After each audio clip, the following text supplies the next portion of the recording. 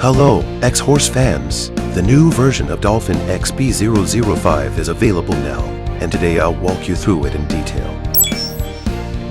The new version is equipped with M5 clamp, perfectly integrated the functions of M1 and M2 clamps. It supports the following key types, which is more convenient to use without the need to switch clamps. The thin, narrow, and short keys, as well as the special HU160T keys, are perfectly supported by the M5 clamp. It does not require an auxiliary key blank to clamp HU160T keys or elevate the key blank when cutting a Toyota for track internal key. Additionally, the M5 clamp is designed to offer a non-calibrating using experience, which means you don't need to calibrate the clamp anymore while working.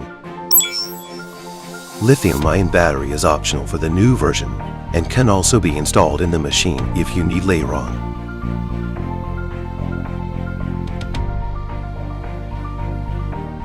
If you need to face the case of working without power, please don't hesitate to consult our dealer for the purchase info of an additional battery. Well, that's it for today. If you are interested, please follow us.